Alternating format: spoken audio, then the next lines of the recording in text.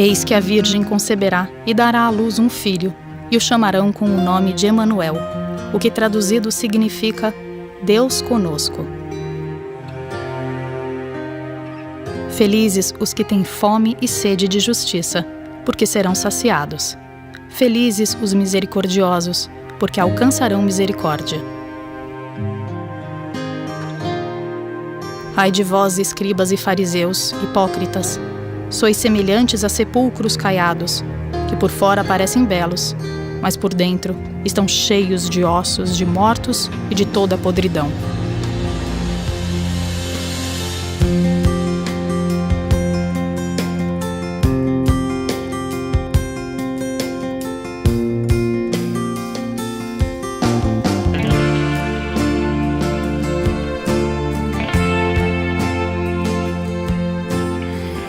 Olá! Muitas vezes já ouvimos esses textos em nossas celebrações, em nossa leitura e em nossa oração pessoal. São frases que aparecem no Evangelho de Mateus. Inclusive, há textos próprios de Mateus que até entram em contradição com os outros evangelhos. Por exemplo, na história do túmulo vazio. Em Mateus aparece um anjo, enquanto em Marcos aparece um jovem. Em Lucas já são 2 homens que aparecem diante das mulheres e em João 2 anjos. É importante lembrar que os evangelhos não são biografias de Jesus, mas anúncio. Eles foram escritos há mais de 40 anos após a morte de Jesus, como por exemplo o Evangelho de Marcos, e até 60 anos depois, como é o caso do Evangelho de João. Eles retratam a vivência da comunidade à luz da ressurreição do Senhor Jesus.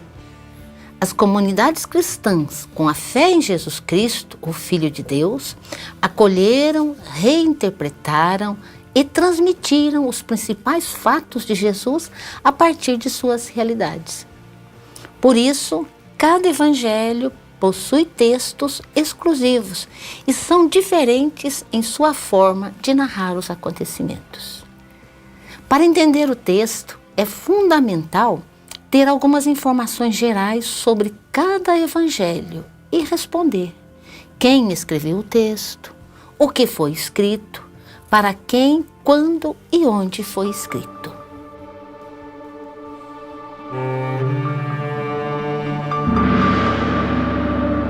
No grupo de Jesus havia um discípulo que se chamava Mateus, o nome que em hebraico significa dom de Javé.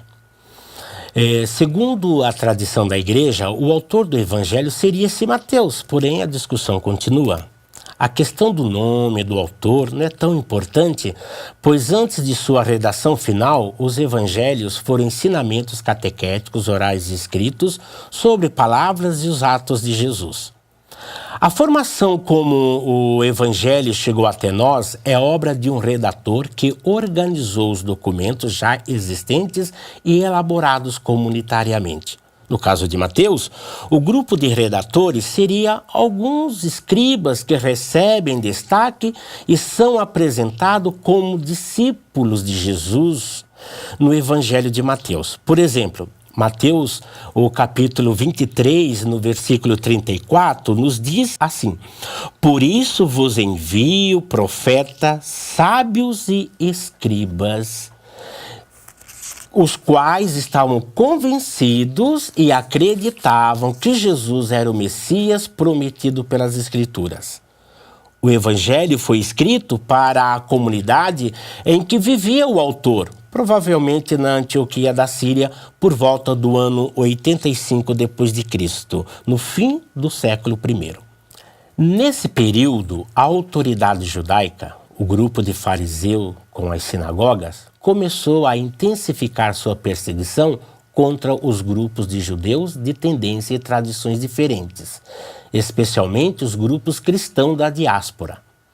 Para entender melhor os antecedentes dessas comunidades, é importante relembrar a história.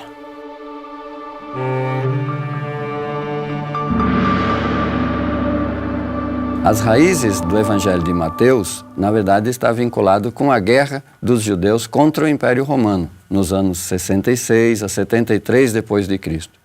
Nessa guerra, Jerusalém, o templo, foram destruídos, e também grupos influentes, como os saduceus, os zelotas, os sicários e os herodianos, esses grupos desapareceram. A destruição do templo, que era a principal referência para os milhões de judeus espalhados em todo o Império Romano, causou uma grande crise, porque passaram a se perguntar, bom, o que é ser judeu agora, né? Sem o templo, o que é que define o judaísmo? Bom, alguns grupos de judeus e fariseus e de judeus cristãos que não participaram da guerra até o fim, sobreviveram a ela, passaram a apontar saídas para essa crise.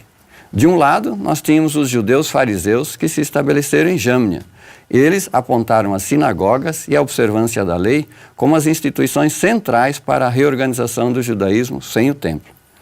E com o apoio do império, que precisava das sinagogas para se comunicar, recolher tributos, controlar o povo, esse farisaísmo se endureceu e os grupos que não aceitaram a interpretação oficial foram perseguidos, castigados e depois, nos anos 90, 95, seriam finalmente expulsos da sinagoga.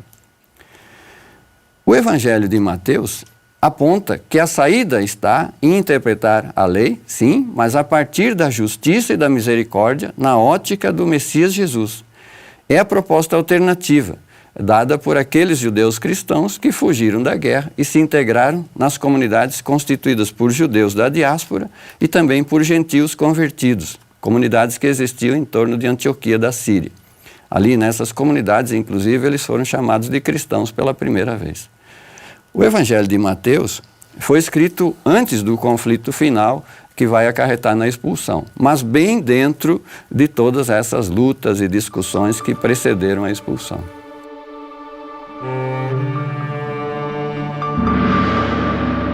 O conflito é sério. O grupo dos judeus fariseus acreditava que a salvação só aconteceria com a estrita observância da lei, do puro e do impuro. As pessoas que não tinham condição de cumprir todas as exigências da lei eram consideradas impuras e malditas. O número de pessoas impuras e excluídas multiplicava, doentes, pobres, estrangeiros. Porém, os judeus cristãos, que também se consideravam o verdadeiro Israel, acolhia os excluídos em seu meio. Eles insistem, Jesus morto na cruz, que é escândalo para os judeus fariseus, é o verdadeiro Messias, Deus conosco, e o mestre da lei baseada na justiça e na misericórdia. E através da palavra e ação de Jesus, os judeus cristãos criticam a sociedade do Império Romano e dos judeus fariseus, baseada no poder que explora e oprime. O conflito também acontecia dentro das comunidades cristãs, em que havia várias formas de seguir a Jesus, como hoje temos diversas correntes no cristianismo, umas mais ligadas à lei e aos rituais mais estruturadas e outras mais proféticas. E havia conflitos dentro e fora das comunidades. Nesses conflitos, algumas perguntas pairavam na cabeça de muitos judeus cristãos. Quem falava verdadeiramente pelo Deus de Israel? Quem entendia e interpretava com exatidão a Torá? Quem estava capacitado para interpretar o passado e conduzir o povo de Deus ao futuro? Quem estava seguindo verdadeiramente a Jesus de Nazaré? A partir dessas indagações, as comunidades de Mateus acolheram e reinterpretaram os principais fatos e palavras de Jesus. A partir desse contexto, produziam suas próprias reflexões para reanimar seus membros e perseverarem no seguimento de Jesus.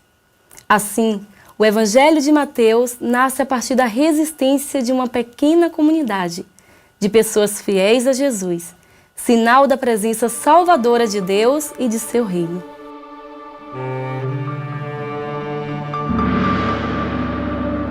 O Evangelho de Mateus foi escrito como uma catequese para os judeus cristãos que atravessavam uma forte tensão com o judaísmo oficial.